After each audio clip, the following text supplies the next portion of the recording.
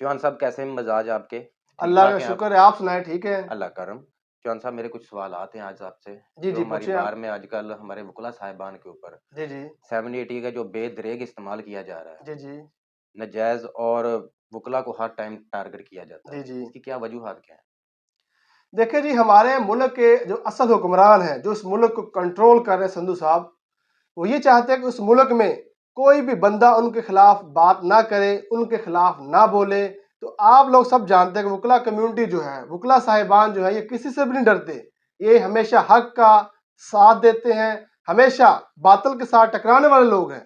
इस वजह से हमारे जो मुल्क के असल हुक्मरान हैं, उन्होंने डायरेक्शन दी हुई है किसी भी वकील के खिलाफ अगर थाने में कोई एप्लीकेशन आती है, और इसी तरह हमारे निज़ाम अदल के जो जज साहिबान हैं, जो सरबराहान हैं, उन्होंने भी डायरेक्शन दी हुई है कि वकला साहिबान के खिलाफ अगर कोई भी एप्लीकेशन आए तो फौरी उनके ऊपर पर्चा दें। पर्चा देने के बाद उन्हें बताएं कि क्या मसला है, फौरी आप थाने में आए।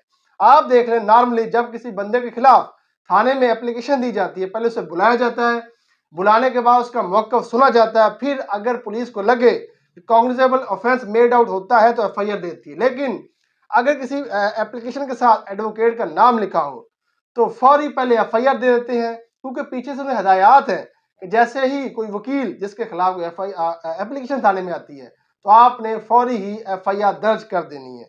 आजकल अगर कोई वकील मक्खी मार देता है, अगर कोई वकील किसी के साथ जो आंखों में आंखें डालकर बात करता है तो फौरी उसके खिलाफ एफआईआर दर्ज हो जाती है। या आप देख लें, अगर कोई वकील किसी भी अदालत के एल्म के पास जाता है और उससे जा कहता है कि मुझे आप फलां फाइल दिखाएं, मैंने इसकी कॉपी करवानी है, और वहां पर भी अगर वो फाइल कॉपी करवाने के लिए ले जाता है तो उसके ऊपर भी 780 का पर्चा दर्ज कर दिया जाता है, जो कि बिल्कुल गलत है, जो कि बिल्कुल काबिल मुजम्मत है। आला अदालतों ने गाइडलाइंस हमें बताई हैं कि किन किन मामलात में आपने 780 की एफआईआर दर्ज करनी है और किन किन मामलात में आपने 780 की एफआईआर दर्ज नहीं करनी।